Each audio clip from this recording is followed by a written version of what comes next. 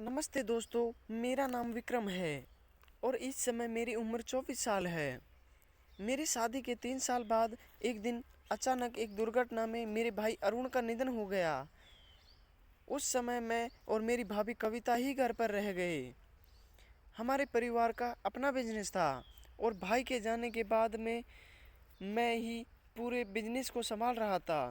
कविता भाभी बहुत ही सुंदर थी और हमेशा मुझे विक्रम कहकर बुलाती थी। मेरे माता पिता का स्वर्गवास बहुत पहले ही हो गया। मैं एक युवा और ताकतवर इंसान था। भाभी मुझसे सिर्फ 1 साल छोटी थी और वे मुझसे बहुत स्नेह करती थी। भाई के जाने के बाद मैं ही पूरा ध्यान रखता था। जब भाई को गुजरे सिर्फ 6 महीने ही हुए थे, एक दिन मेरी तबीयत खराब हो गई। मैंने अपने मैनेजर से कहा कि वह दुकान को संभाल ले और मैं दोपहर 1 बजे घर लौट गया। घर पहुंचते ही भाभी कविता ने मुझसे पूछा, क्या हुआ विक्रम, तबीयत ठीक है ना? मैंने जवाब दिया, मेरा सिर और बदन दुख रहा है और शायद बुखार भी है। मेरी बात सुनते ही भाभी परेशान हो गई। उन्होंने कहा, चलो मैं तुम्हें डॉक्टर के पास ले चलती हूँ। मैंने उन्हें बताया कि मैंने मेडिकल स्टोर से कुछ दवाइयाँ ले ली और मुझे बस आराम की ज़रूरत है। भाभी ने कहा, ठीक है, तुम आराम करो, मैं तुम्हारे बदन पर तेल लगाकर मालिश कर देती हूँ। मैंने मना किया और कहा, नहीं, रहने दो, मैं ऐसे ही ठीक हो जाऊँगा। फिर वह चुपचाप अपने कमरे में चली गई और थोड़ी देर बाद तेल लेकर आई। कविता भाभी कमरे में वापस आई और तेल लेकर मेरे पास बैठ गई। उन्होंने धीरे धीरे मेरे माथे पर हाथ रखा और कहा, विक्रम, तुम बहुत थके हुए लग रहे हो। तुमने खुद पर बहुत जिम्मेदारियां ले ली हैं। थोड़ी आराम की ज़रूरत भी होती है। मैंने उनसे कहा, भाभी आप चिंता मत कीजिए, मैं ठीक हूँ। बस बिजनेस और घर की देखभाल करते करते शायद थोड़ा थक गया हूँ। भाभी ने मुस्कुराते हुए कहा, थोड़ा आराम कर लो, मैं हूँ ना सब संभाल लेने के लिए। उन्होंने बिना कुछ कहे मेरे कंधों पर तेल लगाना शुरू कर दिया। मैं थोड़ा असहज महसूस कर रहा था, लेकिन उनकी देखभाल में एक अपनापन था। उनका स्पर्श बहुत ही नरम और सांत्वना देने वाला था, जैसे वह मेरे दुख दर्द को समझ रही थी। कुछ देर बाद मैंने कहा, भाभी अब ठीक महसूस हो रहा है, आप रुक जाइए। उन्होंने मेरी बात नहीं सुनी, अनसुनी कर दी और मालिश करती रही। उन्होंने कहा, तुम्हें अच्छा महसूस होना चाहिए विक्रम, जब तक तुम पूरी तरह से ठीक नहीं हो जाते मैं तुम्हारी देखभाल करूंगी। इस देखभाल में एक अपनापन और जिम्मेदारी थी। मैं देखभाल कर सकता हूँ कि भाई के जाने के बाद भी वह बहुत अकेलापन महसूस कर रही थी। उनकी आंखों में कई बार मैंने वह उदासी देखी थी जो वह मुझसे छिपाने की कोशिश कर रही थी। मालिश के बाद उन्होंने मुझे कहा, अब तुम सो जाओ विक्रम, कल से काम का बोझ थोड़ा कम करना। मैंने उनकी बात मान ली और आराम से लेट गया। जैसे ही मेरी आंखें बंद हुई, मैंने महसूस किया कि भाभी भी उस अकेलेपन से गुजर रही थी जिस दर्द से मैं गुजर रहा था। हम दोनों ही एक दूसरे का सहारा बनकर इस खालीपन को भरने की कोशिश कर रहे थे। वो रात बहुत ही सुकून भरी थी। भाभी का स्नेह और उनकी चिंता ने मुझे एहसास दिलाया कि परिवार में जिम्मेदारियों से बढ़कर भी कुछ है। अपनेपन और देखभाल का बंधन। अगले दिन जब मैं उठा तो शरीर थोड़ा हल्का और बेहतर महसूस कर रहा था। भाभी कविता पहले से ही उठ चुकी थी और रसोई में मेरे लिए नाश्ता बना रही थी। जैसे ही मैं बाहर आया, उन्होंने मुस्कुराते हुए कहा, कैसा लग रहा है? अब मैंने मुस्कुराते हुए जवाब, काफ़ी बेहतर भाभी, आपकी देखभाल। उन्होंने कहा, तुम्हें अपनी सेहत का ख्याल रखना होगा, विक्रम, अकेले सब कुछ संभालने की जरूरत नहीं है। भाभी के शब्दों में अपनापन था, लेकिन मैं जानता था कि वह भी भीतर से बहुत दुखी थी। भाई के जाने का गम अब तक उनके दिल में था और वह इस खालीपन को छिपाने की कोशिश कर रही थी। उनके चेहरे की मुस्कान में भी एक छिपा हुआ दर्द था जो मैं समझ सकता था। उस दिन मैंने फैसला किया कि अब मैं भाभी अकेला महसूस नहीं होने दूंगा। हमने साथ में नाश्ता किया और फिर मैं थोड़ा आराम करने के बाद बिजनेस की जिम्मेदारियों को संभालने के लिए तैयार हो गया।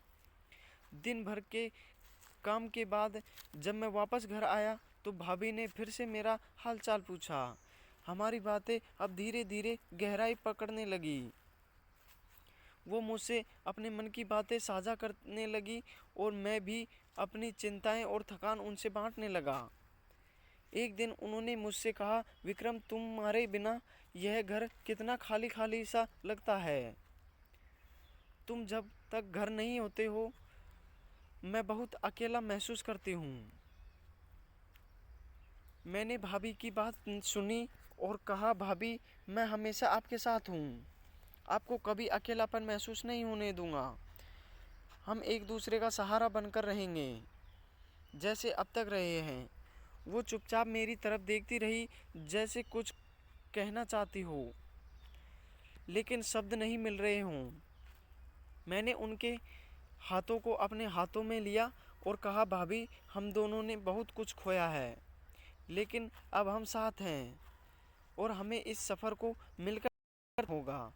उस रात हम दोनों ने एक गहरी समझ और भावनात्मक जुड़ाव महसूस किया। हमारी ज़िंदगी में एक नया अध्याय शुरू हो रहा था, जहाँ दर्द और अकेलापन तो था, लेकिन एक दूसरे का सहारा भी था। समय बीतता गया और हमारी ज़िंदगी में धीरे धीरे स्थिरता आने लगी। भाभी और मैं अब पहले से ज़्यादा करीब आ चुके थे, एक दूसरे के दहक सुख का हिस्सा बन चुके थे। यह रिश्ता अब केवल परिवार का नहीं था, बल्कि एक गहरी समझ और विश्वास का था, जो हमें ज़िंदगी के हर मोड़ पर एक साथ खड़ा रखता था। समय के साथ हमारे बीच का बंधन और भी मजबूत हो गया।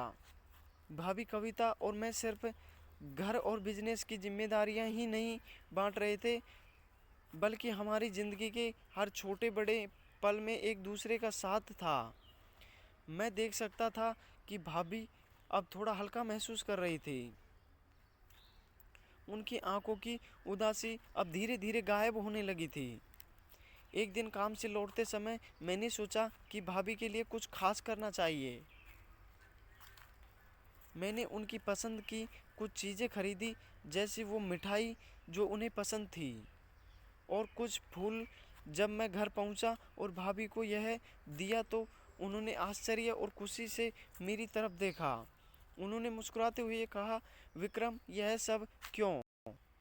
मैंने हल्के से कहा, भाभी, आप हमेशा मेरे लिए इतना कुछ करती हैं, सोचा आज आपको कुछ खुशी दूं। उनकी आंखों में एक अलग सी चमक आई।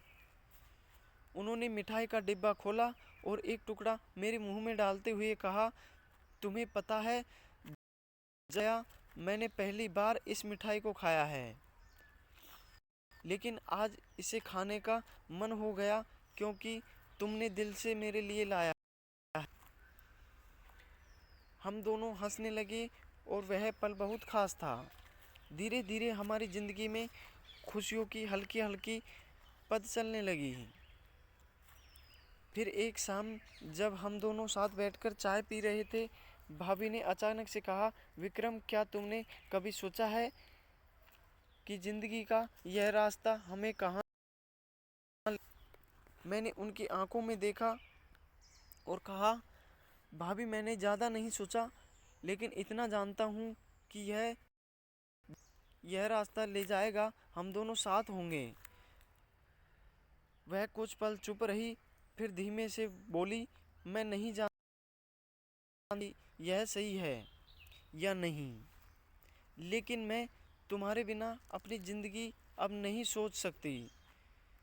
अरुण के जाने के बाद तुमने जिस तरह मेरा साथ दिया है, मैं हमेशा तुम्हारी आभारी रहूंगी। मैंने उनकी बात को गंभीरता से लिया और कहा, भाभी, हम दोनों ने एक दूसरे का साथ दिया है। आप मेरे लिए भी उतना ही खास हैं जितना मैं आपके लिए हूँ। उस पल में हमें एहसास हुआ कि हमारा रिश्ता अब सिर्फ भाभी देवर का नहीं रह गया, इसमें एक गहरा जुड़ाव और स्नेह था जो समय के साथ साथ और भी गहरा होता गया। कुछ दिनों बाद भाभी ने एक दिन मुझसे कहा, विक्रम, मैंने बहुत सोचा है, हमारे बीच जो है वो सिर्फ एक राह नहीं, यह कुछ और भी है। मैं अब तुम्हारे साथ इस रिश्ते को एक नया नाम देना चाहती हूँ, लेकिन मैं नहीं जानती कि तुम क्या महसूस करते हो। मैंने उनकी तरफ देखा। मैं भी यही सोच रहा था, लेकिन कहने की हिम्मत नहीं जुटा पा रहा था। जो भी हमारे बीच है वह अब सिर्फ एक कर्तव्य या जिम्मेदारी से बढ़कर है। भाभी की आंखों में आंसू थे, लेकिन वह खुशी के आंसू थे। हमने उस दिन एक दूसरे के दिल की बात सुन ली थी। हमने समझ लिया था कि हमारे रिश्ते ने अब एक नई दिशा ले ली थी, जहां हम सिर्फ परिवार के सदस्य नहीं थे, बल्कि जीवन साथी की तरह एक दूसरे के साथ थे। समाज और रिश्तों की सीमाओं को ध्यान में रखते हुए हमने धीरे धीरे अपने नए रिश्ते को समझने और स्वीकार करने का फैसला किया। हम दोनों जानते थे कि यह आसान नहीं होगा, लेकिन हम एक दूसरे का सहारा बनकर हर मुश्किल को पार कर सकते थे। इस तरह हमारी ज़िंदगी में एक नया अध्याय शुरू हुआ, एक ऐसा अध्याय जिसमें प्यार, सम्मान और विश्वास का एक अनूठा संगम था। कुछ समय बीत गया और भाभी, कविता और मैं अपने जीवन में इस नए बदलाव को धीरे धीरे आत्मसात कर रहे थे। हमारे रिश्ते की यह नई दिशा हमारे लिए भावनात्मक यात्रा थी, लेकिन हम दोनों इस बात से सहमत थे, हमें इसे समय देना होगा और समझदारी से आगे बढ़ना होगा। हमने अपने रिश्ते को लेकर कोई जल्दीबाजी नहीं की। समाज के बंधनों और मर्यादाओं का ख्याल रखते हुए हमने एक दूसरे के प्रति अपनी भावनाओं को गहराई से समझने की कोशिश की। घर के बाहर हम वैसे ही दिखते थे जैसे हमेशा से भाभी और देवर, लेकिन घर के अंदर हमारे बीच का भावनात्मक जुड़ाव और गहरा हो चुका था। एक दिन मैंने भाभी से बात करते हुए कहा, कविता, मैं जानता हूँ कि जो हम महसूस कर रहे हैं उसे समाज शायद स्वीकार ना करे, लेकिन मैंने कभी इसे गलत नहीं माना। तुम्हारे साथ जो जुड़ाव है वह सच्चा और पवित्र है। कविता ने मेरी बात ध्यान से सुनी और फिर कहा, विक्रम, मुझे भी कभी ऐसा नहीं लगा कि हमारे बीच कुछ गलत है।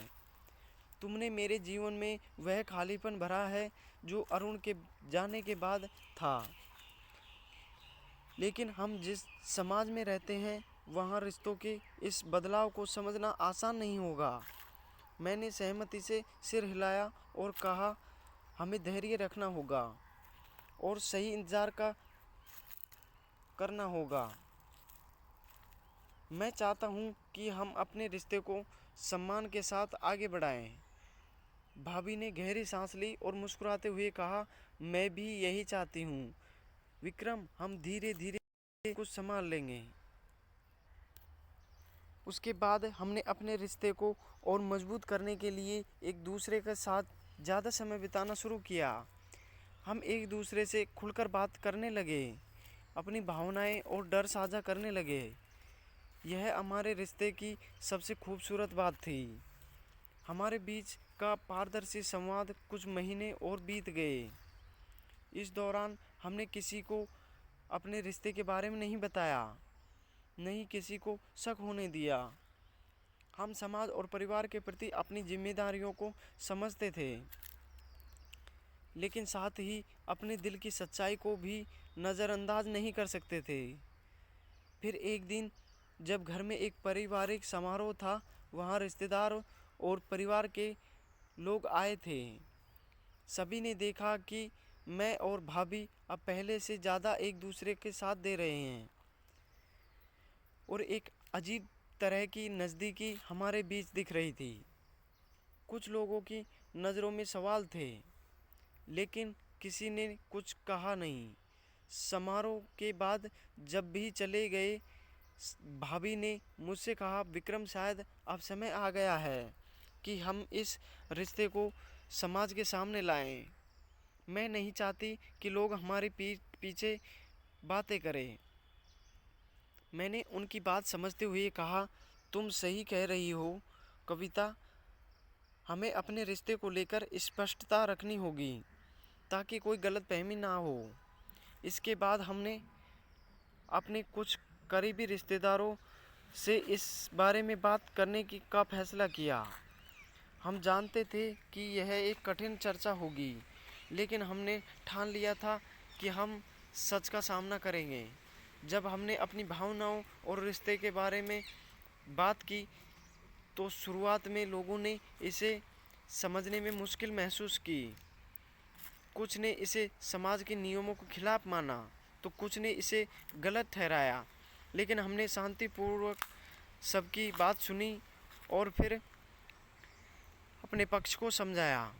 धीरे धीरे लोगों ने हमारे रिश्ते को स्वीकार करना शुरू कर दिया।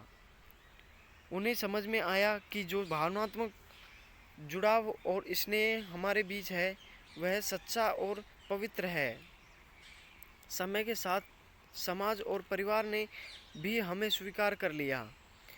हमने अपने रिश्ते को सम्मान और मर्यादा के साथ आगे बढ़ाया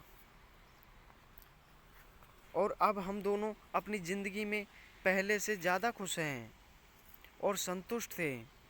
हमारी यात्रा आसान नहीं थी, लेकिन एक दूसरे के साथ और प्यार के सहारे हमने हर चुनौती का सामना किया। जीवन में सच्चे रिश्ते वही होते हैं जिनमें सम्मान, विश्वास और समझ हो, और हमने यही पाया था। तो दोस्तों, वीडियो अच्छी लगी हो तो चैनल को सब्सक्राइब करें और वीडियो को लाइक और कमेंट करें। थैंक यू दोस्तों।